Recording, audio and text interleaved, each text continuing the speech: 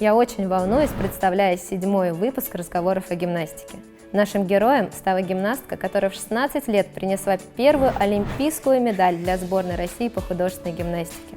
Заслуженный мастер спорта, многократная чемпионка мира и Европы, великая гимнастка, мама 3 замечательных детей, посол чемпионата мира по художественной гимнастике 2019 года. Встречайте, Яна Батыршина.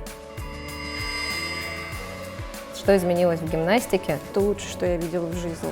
И я даже не понимаю, как это делается. Я бы ничего не смогла сделать. Для меня все равно остается самым главным в семье – это муж. Это просто ад. Боже, ну почему сейчас не конец? Да. Все хотят ее. А сколько лет вашему козленочку? Все, до свидания. Девочка, а ты кто? Иди сюда. За то, что я просто есть, за то, что я улыбаюсь. Я хочу на Мальдивы. Расставание произошло очень болезненно. Это очень тяжело. Это очень тяжело. Да, это очень тяжело.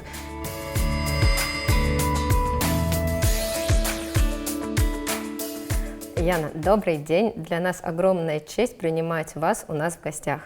Спасибо большое, мне тоже очень приятно.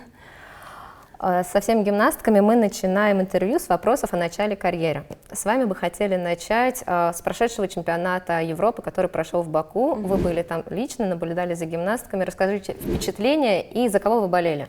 Ну, конечно же, я всегда болею за Россию, всегда, безусловно. Ну и, конечно же, я болела за девочек из Азербайджана, я всегда болею за них тоже, потому что, можно сказать, это моя, ну, даже, не знаю, 2-я, 3-я родина, но мне очень близка эта страна. Мой муж родился в Азербайджане, у нас много очень друзей, родственников.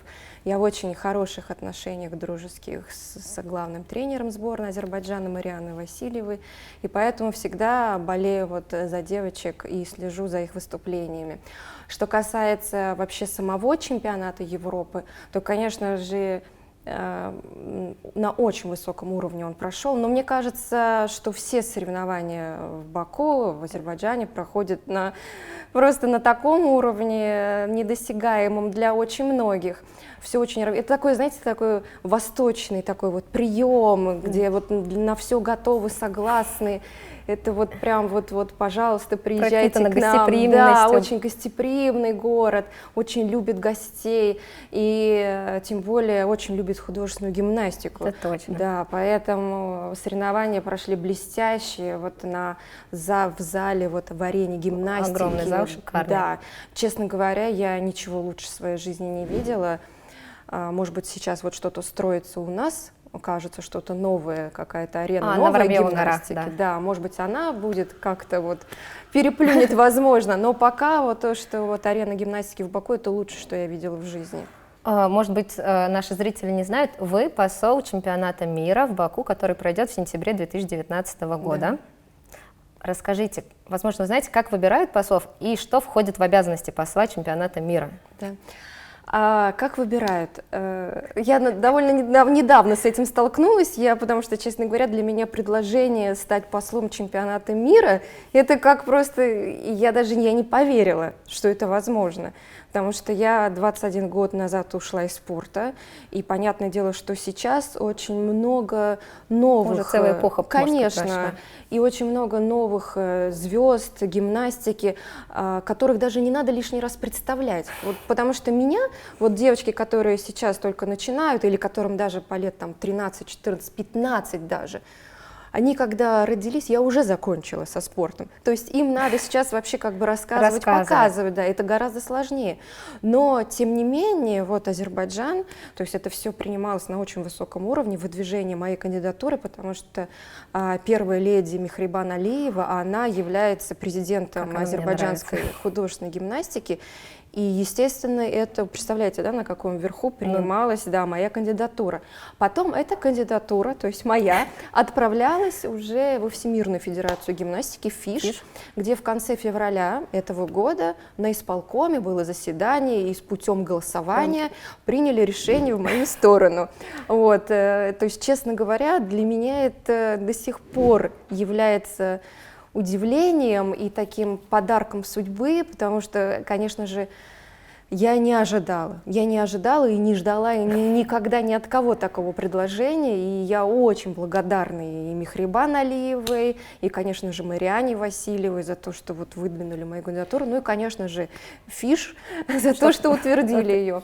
А в мои обязанности входит, ну, мне прислали потом письмо, подтверждение, что все, вы теперь официально посол, и ваши обязанности такие, это популяризация художественной гимнастики и награждение победителей чемпионата мира. В принципе, очень такие короткие вещи. Но, конечно же, как я уже говорила, Баку, Азербайджан не может на этом остановиться. Это все очень такие рамки, в которых эта страна не может находиться. Да. Поэтому впереди у нас очень много планов. И уже было сделано вот сейчас в мае, была съемка и интервью, которое вот сейчас вот готовится и пойдет потом в сети, в YouTube, ну, в общем, во все дела всякие Какой-то разные. фильм готовится небольшой? Да, ну такой, да, как бы такое большое довольно интервью, и в том числе приглашение на чемпионат мира, где я говорю на 3 языках, на русском, на английском и на азербайджанском. Как бы призываю всех приехать, посмотреть, поболеть, ну, в общем, вот так вот. И я раньше приеду в сентябре, потому что там уже будут тоже и съемки, и благотворительные, и социальные разные акции, проекты. То есть я где-то за пару недель до чемпионата мира там буду уже в Баку, и опять начинается вся история. И потом мы решили продолжить, вот, скажем так, мою миссию, да, после завершения чемпионата мира. Прямо на следующей неделе в этом же фантастическом зале будет мой турнир на призы Яны Батыршиной. Вот куда он делся, да. Из Москвы.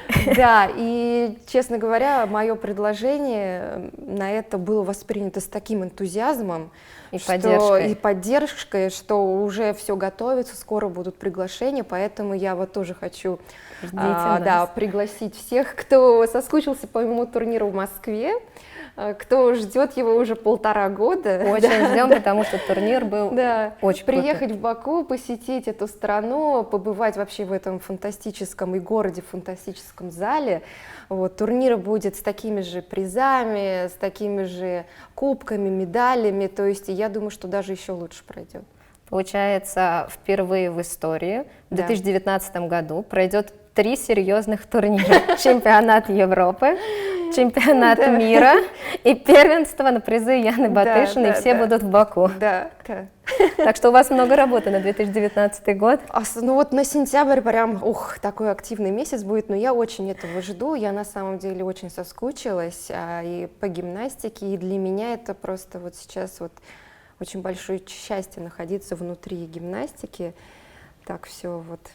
Прям вот приятные воспоминания, такие эмоции, это, конечно, очень важно, хоть иногда такое испытывать.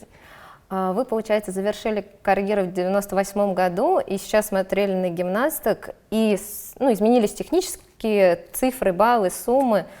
Вы набирали около 40 баллов, сейчас гимнастки, 40 за 4 вида, за 4 полных вида. Сейчас открытая оценка, и дэшка впервые в этом сезоне открытая. Как вы думаете, за 20 лет что изменилось в гимнастике?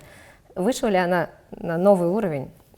Ну, вообще гимнастика очень поменялась. Я все время говорю, что ничего не стоит на месте, и в том числе и гимнастика, все двигается вперед.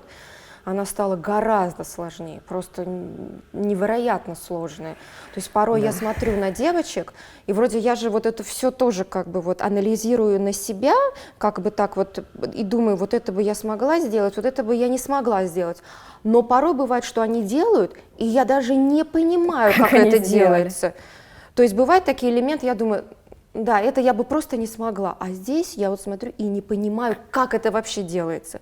Очень сложная гимнастика, вообще работа с предметом, просто какая-то цирковая такая, да, идет работа. Даже цирковые артисты бы позавидовали тоже, как... С мелкой работе булав у Авериных, да, вот точно. То есть это невероятно. Еще и сколько крутят сейчас пируэтов.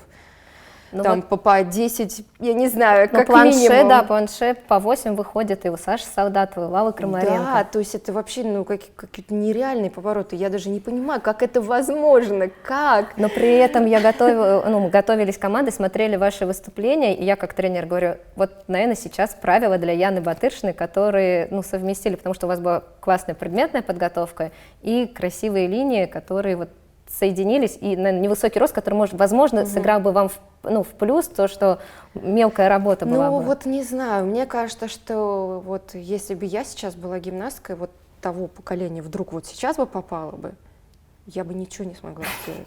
Ну, потренировались бы чуть-чуть. Нет, то есть я бы не смогла это сделать, ну реально, то есть там есть такие вещи, которые я, ну в жизни даже себе представить не могла, что такое буду делать гимнастки.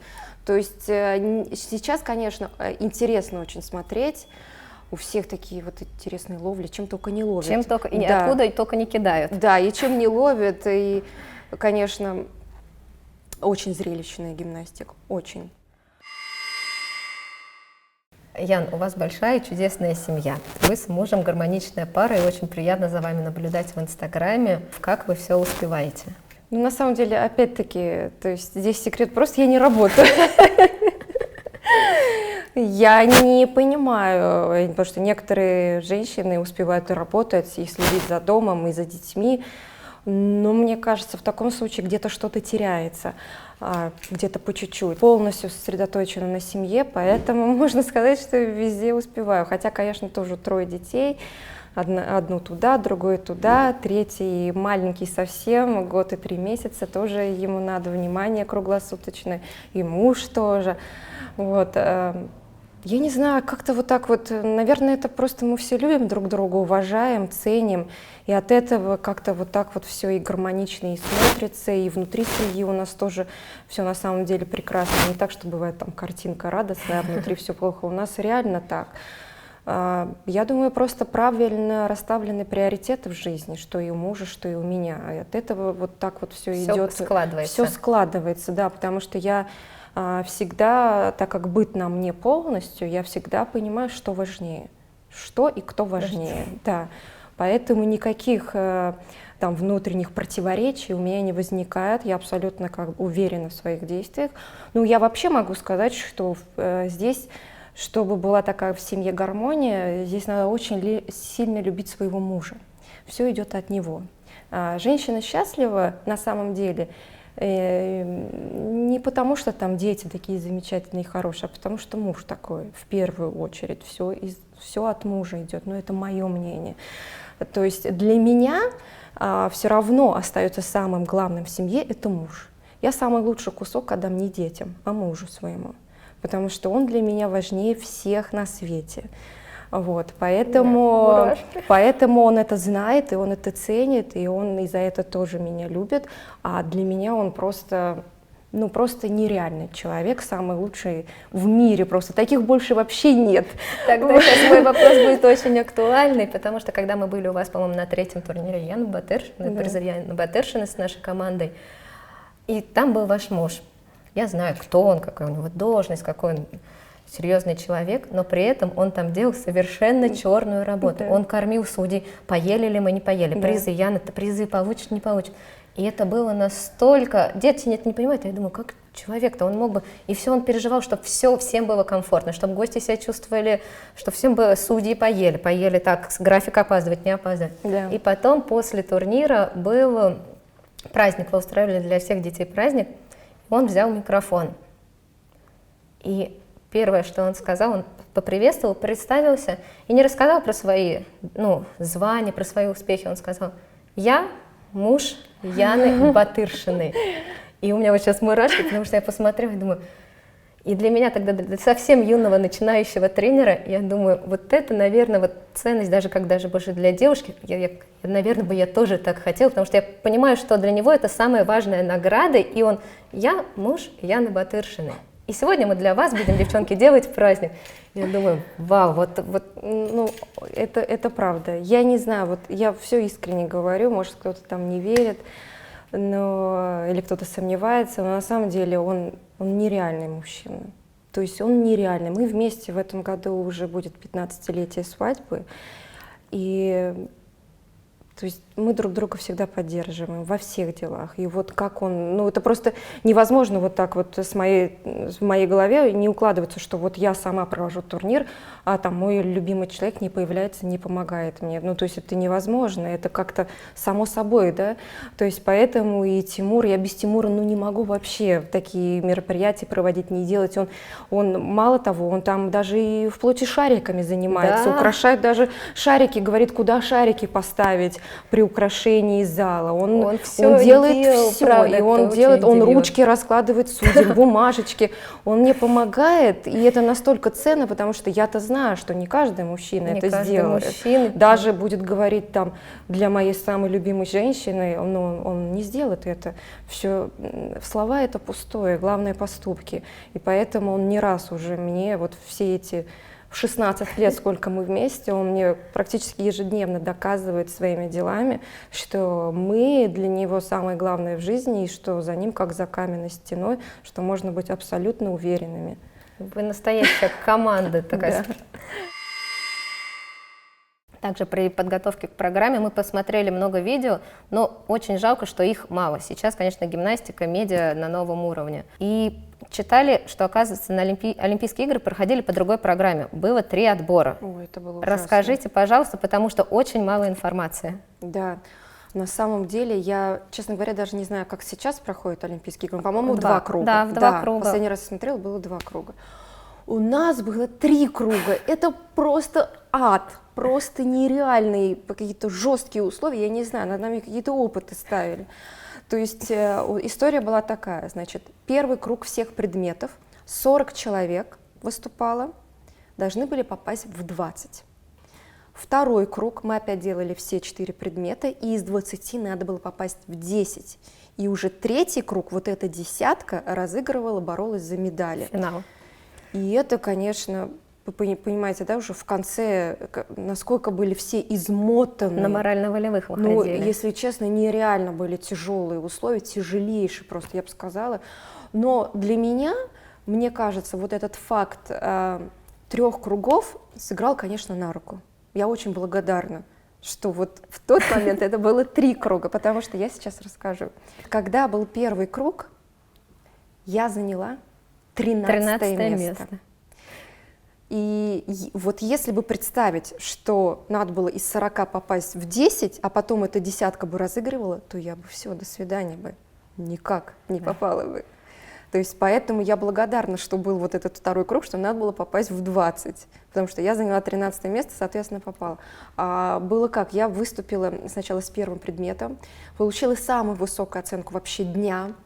И почему-то, я не знаю почему, я даже не расслабилась, но вот я не знаю почему. Вот потом посыпались у меня такие потери, которые я никогда в жизни не делала.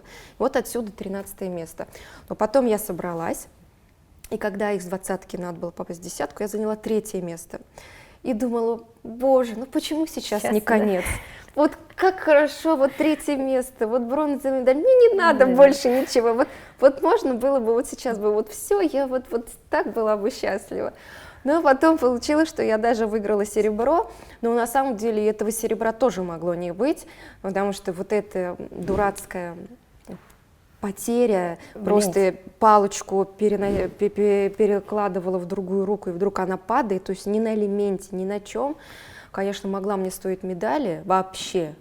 Но, слава богу, у меня был разрыв достаточно приличный с 3-м местом, и поэтому я осталась на 2-м. Вы тогда, по-моему, этого не понимали, потому что... Все выступали после меня, Да. и я не понимала этого, и я, конечно, помню вот этот момент, что я сижу и плачу, когда мне оценку выставляют и подсчитывают, и я думала, все, конец. Но вы с улыбкой, таким благородством доделали упражнение с лентой, что там не было ни минуты подумать, что человек расстроился. Но в kiss and cry, конечно, вы эмоции, Ну, вы там боялись, я что уже медаль. удивительно, что я вот после вот этой вот потери, я думала только о том, что все, Яна, все, это конец. Без медали. И каким-то чудом я просто дальше ничего не сделала и до конца доделала все чисто, это чудо, потому что вот эти мысли, когда у меня были такие мысли, там, на каких-то раньше соревнованиях, то обычно я потом так расстраивалась, что где-то еще что-то делала, да.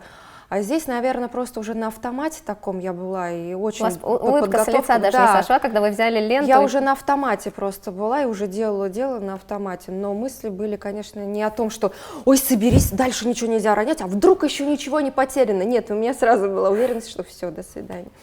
Вот. Вы завоевали для России первую олимпийскую медаль. Да. И отправляясь в Атланту, вы верили в это? И кого вы считали главным соперником? Нет, я, конечно же, не верила в это. Соперники, ну, до этого там за месяц накануне был чемпионат Европы, и, понятное дело, я заняла 2-е место, проиграла Екатерине Серебрянской из Украины. И, конечно же, она была моим главным соперником, это все понимали. Но, как и сейчас в гимнастике, существует такое, что если ты уронишь, то все, твое место сразу занимает Очень кто-то. дорого это стоит. Да. То есть поэтому я понимала, что если я не потеряю, то я могу бороться вот за золото, там, серебро, да, скажем так. А если я потеряю, то все, до свидания. То есть сразу найдутся, много очень желающих будет, да, на эту медаль.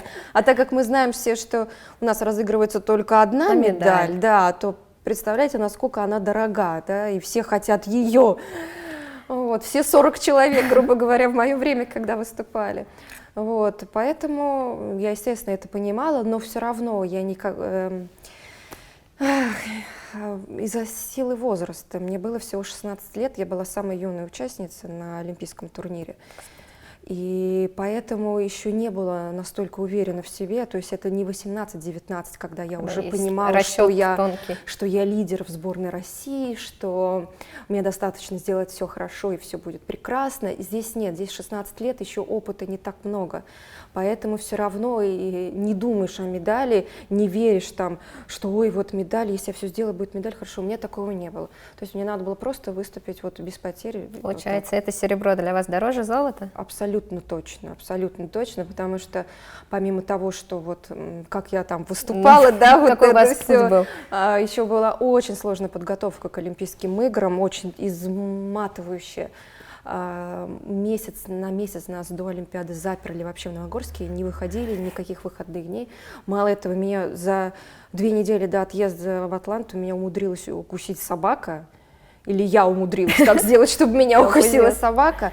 И на ноге и рана постоянно кровоточила из-за того, что никак не могла зажить, да, потому что постоянно были тренировки, и рана никак не могла затянуться. Потом по приезду в Америку мы, как всегда, из-за смены часовых поясов прилетели на 3 недели раньше, а там за счет того, что везде кондиционеры, жара жуткая, я заболела воспалением легких. То есть меня еще лечили уколами всякими разрешенными, естественно.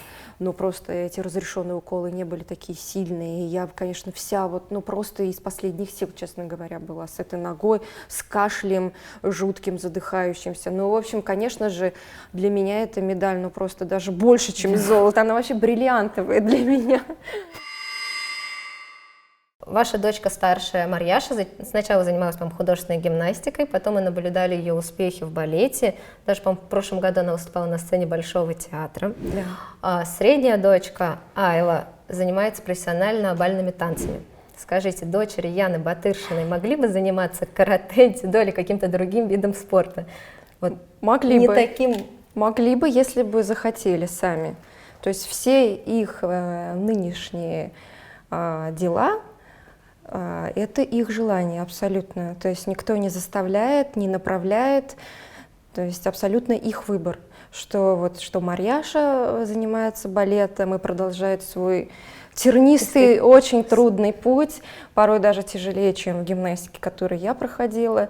Вот, и прям нацелена очень серьезно, что Айла занимается танцами, она еще параллельно рисует, но это все их желание. То есть все но дела... наследство мамы им помогает, такое артистическое. Но у нас папа тоже артистичный, он же был участником команды КВН, да, парни из Баку и художественным руководителем. Я думаю, здесь вот так поделила все. То есть Марьяша данные там в меня, пожалуй, целеустремленность у нас у обоих есть, да. А что касается Айлы, то у нее вот больше такая вот художественная натура, именно такая творческая, как папа. То есть вот какие-то находки, придумки, там она еще любит какие-то клипы снимать. Ну, наверное, сейчас все снимают, но она реально как-то их монтирует, все очень интересно. Плюс танцы, все тоже очень так артистично. Ну, в общем, они поделили нас пополам, как говорят, что Марьяша — это копия я, а Айла — это копия папа. Мой совет всем родителям — никогда не заставлять своих детей ничего делать, что можно их направлять, но никогда из-под палки. Если из-под палки ничего не получится, никакого результата не будет. Вот сейчас просто я наблюдаю за своими детьми и понимаю, что это их выбор, и от этого какие-то есть и результаты, и успехи, и самое главное, вот ты видишь, что они получают удовольствие от дела своего. Это же так важно, чтобы твой ребенок кайфовал от того, что он делает. Вот, поэтому, наверное, и вот такой результат и тоже вы, по очень примеру хороший. своей мамы, заняли позицию, Да. что только поддерживать выбор, как когда-то ваши да. родители помогали вам. Поддерживать, хвалить, направлять. Конечно же, бывают тоже какие-то сложные моменты, когда им тоже хочется. Ой, не могу, там, да, не хочу. Но мы так говорим об этом, и потом просто выясняется, что кто-то просто устал, у кого-то конец года, кто-то там поссорился с кем-то. Ну, то есть надо разговаривать со своими детьми. Не так сразу ругать там, почему ты не хочешь, быстро пошла. Надо уметь общаться, разговаривать, выслушивать их, понимать их. И тогда как-то все станет понятно. То есть я могу сказать вот по Марьяше точно, что балет — это, ну вот, правда, ее призвание, она прям вот, ну вот, очень им живет. По поводу Айлы пока еще непонятно, она то туда, то сюда, такая творческая у нее как бы натура, вот. Но явно, что она будет вот как-то вот связана с творчеством, это точно, да. Получается, с вас и с Амины Зариповой, двух девочек из Узбекистана, началась великая эпоха российской художественной гимнастики. Ну, как ни странно это звучит, но да, именно так и произошло. Все благодаря, конечно, Ирине Александровне Винер, которая, ну и стечению обстоятельств, да, что в 91 году Союз распался, и еще тогда вот можно было быстро как-то успеть уехать, переехать и получить гражданство, и выступать. Как-то вот так вот все вот сложилось. И получилось, конечно, мало кто этому был рад, что среди взрослых Амина Зарипова оказалась номером 1 в России, а я среди юниоров. Конечно, все российские гимнастки и тренеры тогда были очень возмущены этим фактом. Еще тогда Ирина Санна не имела такой вес в обществе, ей приходилось доказывать с помощью нас свое место, скажем так, да, в российской художественной гимнастике, но вот мы вместе, да, это сделали. Не представляю, как вам было трудно это доказывать, не имея веса и шагами, какой был сложный путь. А расскажите, как все начиналось в теплом, добром Узбекистане? Мне еще не было 5 лет. Мой папа забрал меня пораньше из детского садика, до сна, а я очень не любила там спать в саду. И я, в общем, радостная, в припрыжку с папой. Он идет, а я вот так вот бегу. Подошли мы к автобусной остановке, он стоит, а я вот продолжаю прыгать радостная. Папа, спасибо, радуйся, и прыгаю вокруг него. И подходит женщина к моему папе и говорит: здравствуйте, здравствуйте. А сколько лет вашему козленочку? Вот так прям был задан вопрос. Папа говорит: скоро будет 5, а что? Она говорит: ну вот я тренер по художественной гимнастике. Папа такой: что это такое, да. Ну, она говорит: вот вы приходите, вот есть зал рядом, то есть это, ну, в нашем районе все было. Приходите, покажем, посмотрим, у вас девочка такая подвижная, такая вот, видно, активная, ей понравится. И вот вечером того же дня на семейном совете было решено меня отвезти на художественную гимнастику, прям не знаю, что это такое. Ну, в Узбекистане, мне кажется, это не сильно развито было на тот момент. Ну, как-то да, мне кажется, вообще особо нигде было развито, может быть, только в Украине с помощью Дерюгиной, да, как вы знали, наверное, звезда, да, в Узбекистане, я думаю, да. И меня отвели на следующий день, я сразу, я не помню этого, но мне сказали, что я сразу села на шпагат, сразу встала на мостик, и очень прям мне так все понравилось, и решили меня вот оставить в гимнастике. И вот я начала заниматься.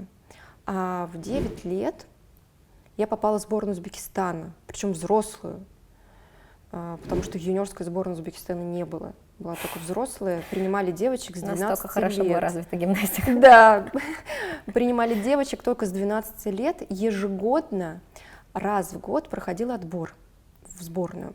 Ирина Санна сидела, хореограф сидел, очень известный у нас балетмейстер и тоже мужчина, и разные ее помощники, и вот с районов, с городов привозили девочек, показывали, она выбирала. Я пришла со своим тренером за компанию просто посмотреть. У нее выступали там большие девочки. И когда большие девочки что-то делали, я 9-летняя где-то там подалеку за ними что-то повторяла. То так ногу подниму, то так, и такая вот. Вроде меня не видно, но меня-то было видно всем, но я думала, меня не видно, я за ним повторяла, что-то делала. И вдруг Ирина Санна остановилась и говорит: девочка, а ты кто, иди сюда. Я такая, я думаю, мне же не видно было. Да-да-да, ты. Я такая пошла, думаю, сейчас мне сделают, что я не даю там, отвлекаю, сейчас, ой, сейчас мне попадет кошмар. Такая иду, так голову, так. Я такая, ну-ка подними ногу. Так, ногу подняла. Так, это сделай. Улыбнись. Она такая, ну посмотрите. Я даже говорю, ну посмотрите, ну какая улыбка. Какая гибкость, там она начала со всеми говорить, а я стою так, кто твой тренер? Вот. Ну, я говорю, Валентина Андреевна Чернова, этому первому. А, Валечка, иди сюда. Вот. А родители здесь? Я говорю, да, вот мама сидит. Спускай маму свою. Я такая, ой, все, вот попала, сейчас будет мне. Вот мой тренер проходит, там сидит, остановила весь процесс она. Это все, пока я поднималась на трибуну за мамой, никто не выступал. Я спускаюсь с мамой, а вы мама. А мама моя чистокровная еврейка, ну, понятное дело, как и Ирина Санна, тоже чистокровная еврейка. Ирина Санна уже наперед, понимая, какие меня ожидают трудности, да, в плане фигуры вообще, да, хотя мама стройна была, но все было ясно. Она говорит, ну, понятно, ну, значит, будут проблемы с весом, ну, ничего. Вот она все сразу мне наперед вот это рассказала. Мама такой стоит, не понимает, как она определила. Ну вот, и вот так вот я попала в сборную, мне выделили даже личного тренера, и, конечно, я вспоминаю это время, это было очень прекрасное время, когда Ирина Санна мне дарила каждый день заколочки, резиночки, маленькие мыльцы, за то, что я просто есть, за то, что я улыбаюсь. Она меня ставила для отдушины к себе на площадку, вот старшие девочки ее доведут, она кричит на них, потом: Яночка, иди сюда. И я ей делаю, я улыбаюсь, все радостно. Она говорит, ой, спасибо тебе. И там вот дает мне там каждый день она потом конфеты говорит, не она дарила? Нет, конфеты нет. Конфеты — это мой первый тренер. Да. И она потом говорила, что у нее все время болела голова, что же Яне сегодня принести на тренировку, что же ей подарить. То есть это прям, и я это чувствовала, мне было очень приятно это внимание. А в какой момент вы поняли, что это все-таки профессиональное уже направление, и нельзя делать шаг назад? Когда переехали в Россию, да. Когда она из всех, невероятное количество было девочек, взяла только меня и Амину, и мы переехали в Москву, в Новогорск. Вот тогда началась совершенно другая работа, и вообще без родителей находиться мне безумно тяжело. Я очень привязана к родителям, и до сих пор тоже. То есть я без них вообще жить не могу, поэтому вот эта разлука, она меня даже больше убивала, нежели там физические нагрузки. Тренировки. Да, и вот тогда встал вопрос о переезде моих родителей, на что мои родители, конечно же, я им безумно благодарна за это, сразу откликнулись ради своей дочери, да, ради ее будущего, бросили все, и уже союза не было, и уже они опоздали вот под этот весь период, когда можно было раньше, в общем, все это сделать. Ни гражданства, ни прописки, ни работы, ничего не брали никуда. В общем, папа работал сторожем, это максимально, что его взяли. Ну, мама, так как моя учительница, ее взяли, но и то не по там, все это как бы было как за глаза, то есть как-то так вот. Сняли они комнату с хозяйкой, то есть в одной комнате хозяйка жила, в другой они. Меня отпускали на один день выходной. И, конечно же, я этого не знала, только потом, спустя несколько лет, узнала, что до моего приезда, вот 6 дней, они жили впроголодь, потому что денег не было. А на выходной день они мне покупали там шоколадное масло, какую-то конфетку, что-то еще. И я приезжала, я даже не знала о том, что вот такой стол существует только один раз в день, и тот один раз в неделю, и то только для меня. То есть они вот собирали мелочь, там вот все это, Это просто, я так благодарна родителям за то, что они мне ни разу не пожаловались о том, что... Не поставили в упрек, что они бросили никогда, все, никогда в жизни. Вот это вот просто вот образец идеальных родителей, которые всегда были за меня в любой ситуации, даже когда я была не права, в любой ситуации за меня, и все за меня готовы были отдать. Вот я прям советую вот всем родителям гимнасток вот быть такими. Да, потому что я как молодой тренер с этим сталкиваюсь, и часто родители давят на детей. Очень то, давят. что... На меня никогда не давили. Это была поддержка, и до сих пор такая поддержка и доверие абсолютно полное. Хотя я была ребенком, и еще непонятно, что-то выйдет меня или не выйдет, но вот ради меня совершить, я считаю, подвиг такой. Это не каждый родитель сможет, не каждый, далеко не каждый. Если гимнастика одним словом? Одним очень сложно. Ну, могу и одним.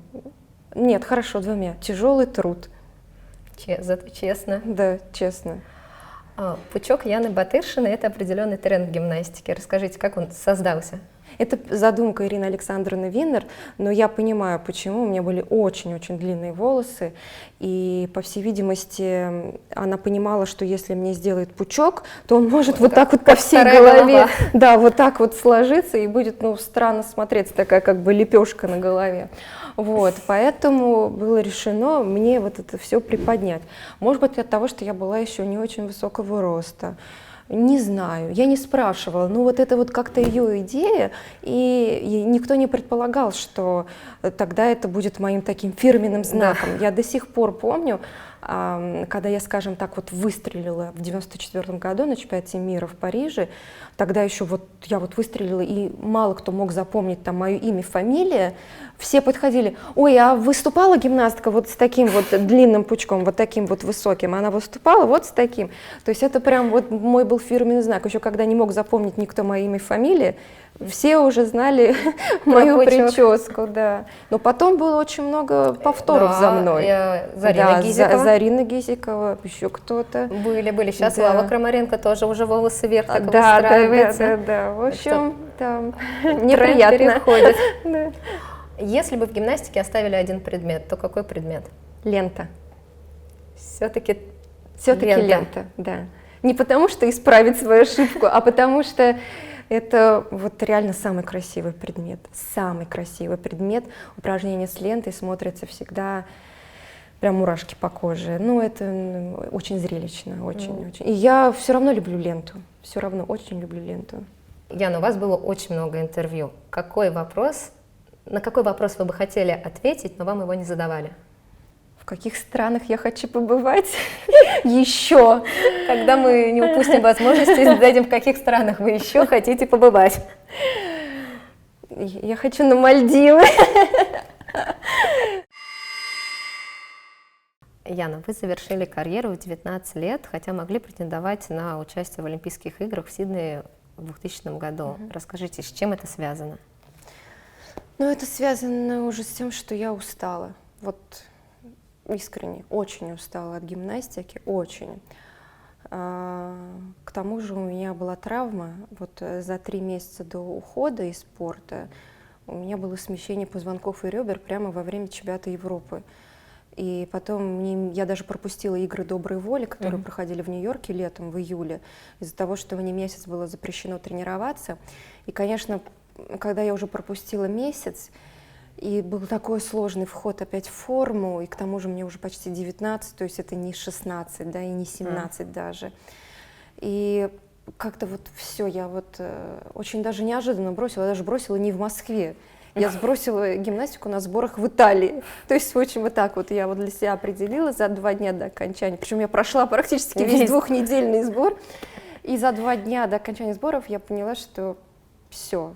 Вот как-то вот устала, и вот не хочу, вот честно. И, наверное, опять я благодарна своим родителям, что они меня поддержали в этот момент, не сказали мне, что давай дальше, что они сказали: да, Яна, хорошо, мы тоже устали.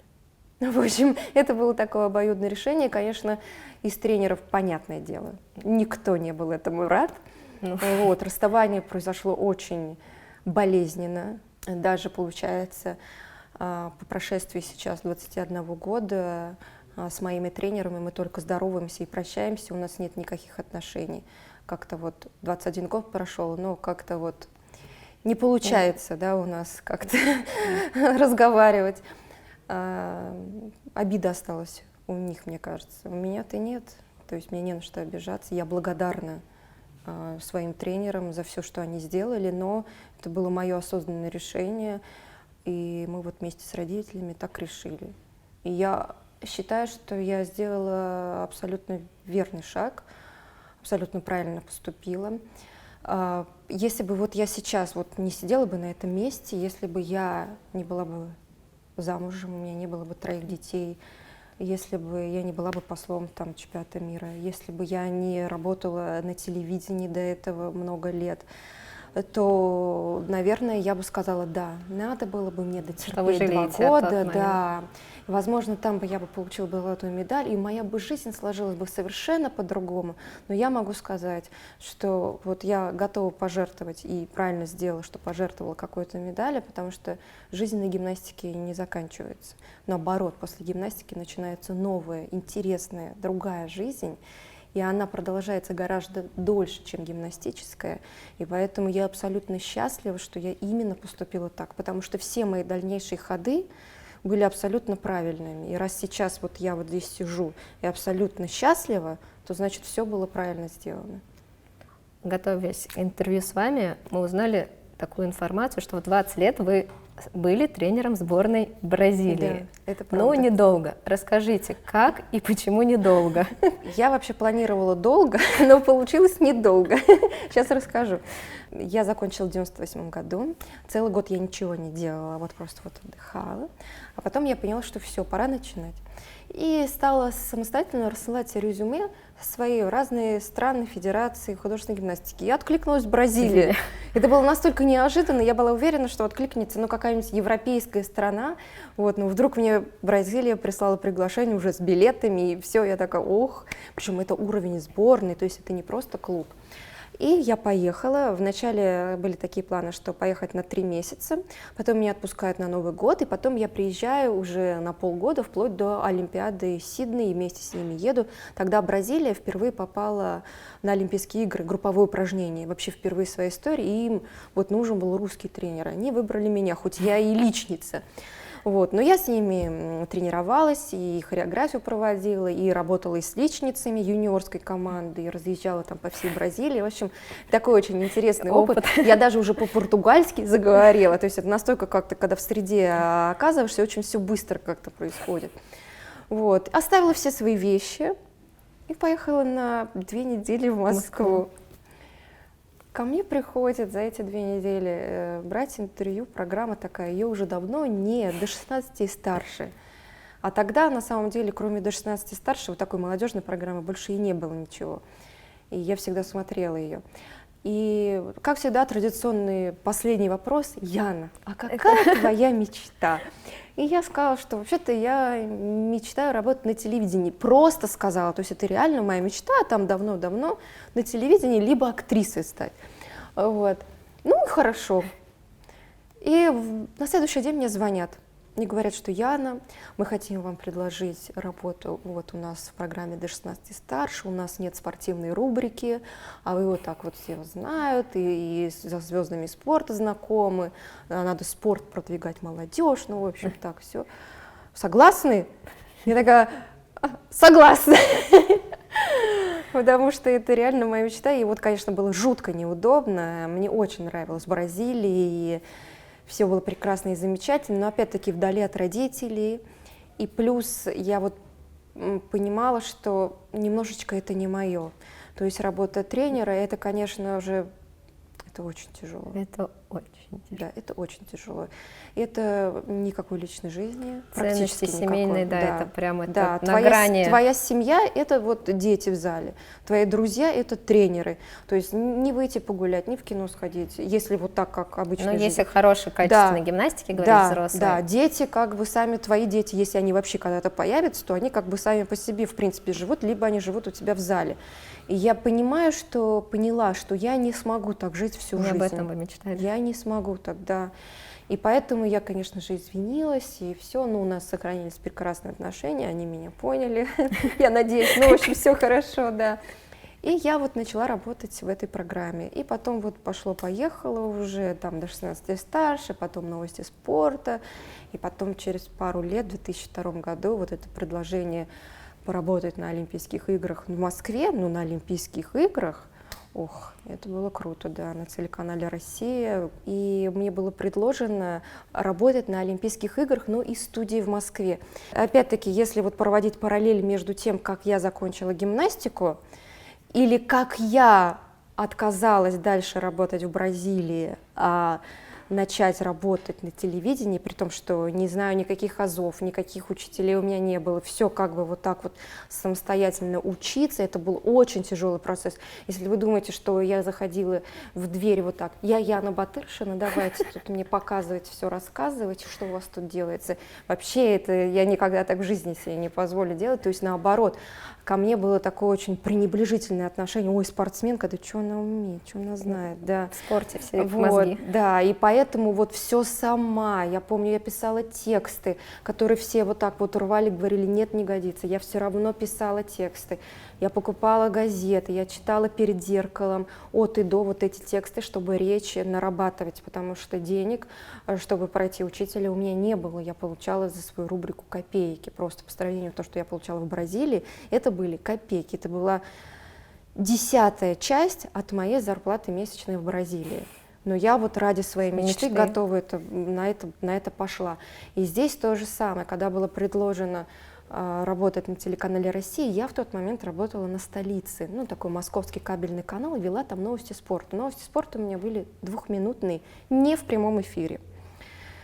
Здесь было предложено 7,5 минут, прямой эфир, 3 эфира в день, причем в 6, 7, там, 8 утра. А до этого у меня были там какие-то 7-часовые вечерние новости. То есть я высыпалась спокойно. А здесь считай, чтобы, так как в Америке всю ночь шли соревнования, ну, в России, да, получается, что надо было не спать всю ночь, а следить за соревнованиями, как бы писать. И я прошла огромный кастинг, взяли меня и еще одного человека. И я пришла к своим руководителям на телеканал «Столица» и говорю, отпустите меня, пожалуйста, на месяц, я потом вернусь, мне как бы дальше там ничего не нужно. Нет. Вот либо ты принимаешь решение, остаешься с нами, либо ты уходишь, и мы тебя обратно не берем. Все, если там тебе скажут потом «до свидания», то мы тебя не возьмем. И опять, вот что мне делать? Это такой риск огромный, но вот все мои вот эти шаги были очень рисковые и оправданные. Я как-то поверила в себя, поверила в свои силы, что я смогу. И рискнула, написала здесь заявление об уходе, потом подумала, ну что делать? Ну ради такого предложения я не могу отказаться. Это моя мечта, меня будут показывать по всему миру в новостях, потому что этот канал показывают во всех уголках мира. И я поработала месяц и уже думала, ну все, ну ладно, да, зато такой опыт, это мне зачтется в копилочку, ну буду ходить резюме также раздавать. Но мне за мою хорошую работу мне был предложен дальнейший контракт, и я вот осталась работать на России. То есть это, конечно же, вот опять я говорю, что и всегда говорю, не бойтесь рисковать. Если вы верите в свои силы, то любой риск оправдан, всегда. Надо просто в себя верить. Но я думаю, что это у меня благодаря спорту, конечно же. Без спортивной вот моей закалки этого бы не было. Особенно, мне кажется, дисциплина в подготовке. Да, конечно же, конечно. Вы думали вернуться на экраны после того, как дети повзрослеют? Вообще меня периодически посещает такая мысль, но на самом деле я бы уже не смогла бы работать в том режиме, в котором я работала. То есть это там, даже 3-4 раза в неделю на несколько часов, это очень много для меня. Потому что я хочу проводить время с семьей, я хочу быть со своими детьми, я хочу видеть каждый их шаг. Я, в принципе, из-за этого и ушла с телевидения. Это опять тот самый шаг, на который я рискнула, на который я пошла, но я кайфую от семьи. Я просто, кому-то надоедает этот быт, семья, хочется как-то отвлечься, но я получаю огромное удовольствие. Мне нравится делать вместе с детьми их какие-то дела, что-то покупать, что-то там наблюдать, с ними ездить на их выступления, на их какие-то школьные мероприятия. Вот я от этого прям получаю колоссальное удовольствие, вот искренне говорю, и поэтому я вот ни за что на свете это не применяю. Конечно же, если будет вот такой какой-то разовый проект, как, допустим, посол чемпионата мира, то да, если такой какой-то проект на телевидении, там какой-то месяц надо там что-то поработать, и потом все, я, конечно же, на это соглашаюсь. Уже такие проекты были несколько у меня в карьере. Вот. Но вот так, чтобы вот на постоянной на канале работать, нет, это точно не для меня. Ваша профессия мама так. Да, мама и жена. Яна, что сложнее, выступление на чемпионате мира или Олимпийских играх или прямой эфир? Очень легкий ответ. Выступление на Олимпийских играх однозначно. Для меня это так, да. Ну, я могу объяснить, почему. Дело в том, что когда ты выходишь в прямой эфир, перед тобой только камера и оператор. Ну, где-то в ухе, может быть, что-то режиссер говорит. Вот. Но на самом деле ты, конечно же, понимаешь, что там может быть многомиллионная аудитория, но при этом ты никого не видишь. Ты в закрытом пространстве, ни окон, там, тихо, дверь, спокойно. Тихо, спокойно, и говоришь в камеру. И, ой, я вообще хоть 3-часовой эфир могу провести, мне это очень нравится. Вот. А, конечно же, когда ты выходишь на помост, и ты видишь зрителей, ты, может быть, их не видишь, но ты ощущаешь энергию каждого человека. Вот реально, еще перед тобой злые судьи сидят, судят тебя. Это тоже напрягает, конечно же. Получается, эта гимнастика вам помогла и в телевидении? Вот. Абсолютно, но на самом деле это вот все очень идентично. Как и на телевидении, так и в спорте. У тебя всего одна попытка, тебе не дадут второго шанса. Вот, и также на тебя смотрят там миллионы людей и оценивают тебя, да.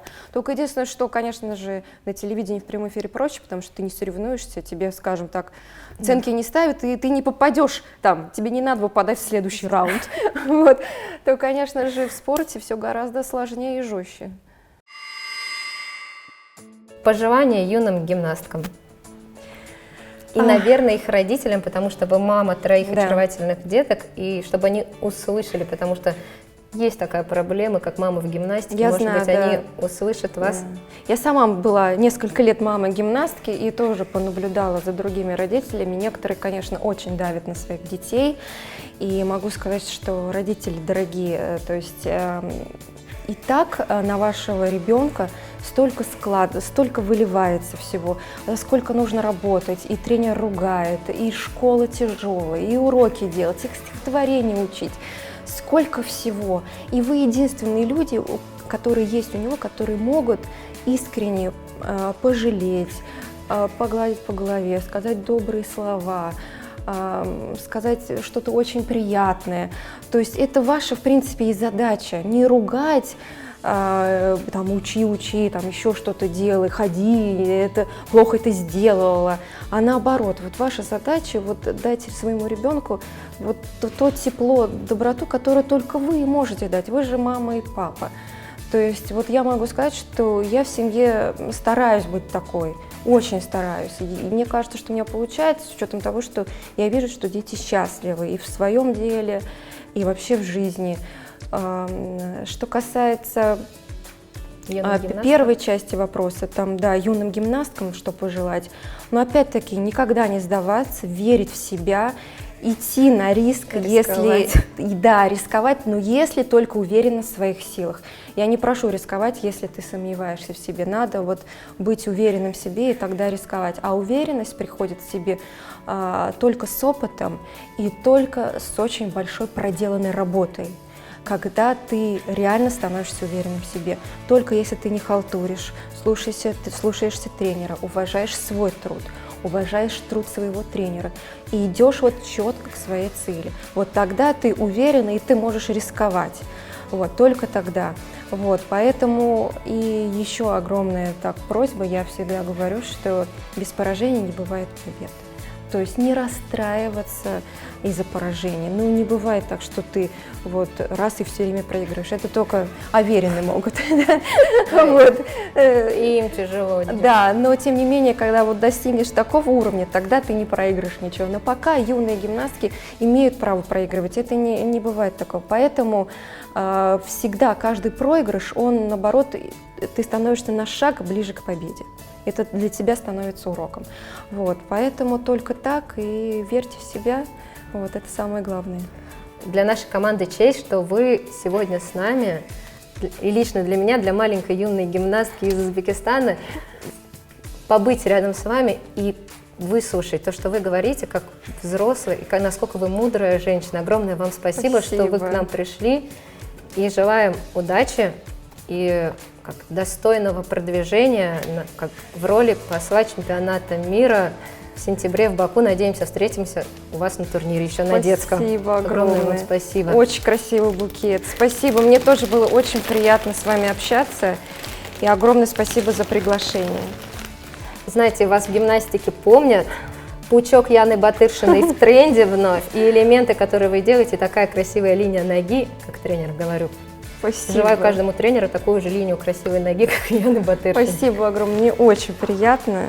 И еще раз скажу, что спустя столько лет такое внимание к моей персоне, это очень дорого стоит. Спасибо огромное.